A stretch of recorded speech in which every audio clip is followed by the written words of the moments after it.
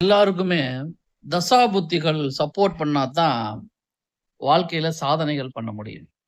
தசாபுத்தி எப்படி சப்போர்ட் பண்ணும் அப்படின்னா, ஒருத்தருக்கு வீடு வாங்கக்கூடிய அமைப்பு இருக்கு அப்படின்னா, அந்த 4ஆம் இடத்து அதிபதியுடைய தசாபுத்தி நடக்கணும். குறிப்பா அந்த 4ஆம் அதிபதி இருக்கார் இல்லையா?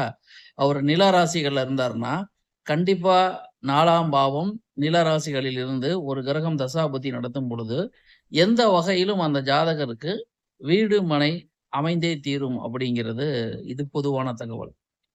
எல்லாருக்கும் இது அமையுமான்னு கேட்டா, அவரு ஜாதகத்துல 4ஆம் பாவம் பாதிக்கப்படக்கூடாது, செவ்வாய் பாதிக்கப்படக்கூடாது. இந்த மாரி இருந்தா நிச்சயமா அமையும். அது மட்டும் இல்லாம, லக்னாதிபதியும் 4ஆம் அதிபதியும் 6, 8ஆக இருக்கக்கூடாது. ஆக ஒரு விஷயம் நடக்குமா, நடக்காதான்னு பார்க்கறதுக்கே இத்தன பாராமீட்டர செக் பண்ணணும். அதனால எடுத்தமா, கவுத்தமா அப்படின்னு இப்படித்தான் நடக்கணும் பொத்தாம் பொதுவா சொல்ல முடியாது. அடிப்படையில அவங்க ஜாதகம் என்ன சொல்லுதோ, அது கண்டிப்பாக நடந்தே தீரும்.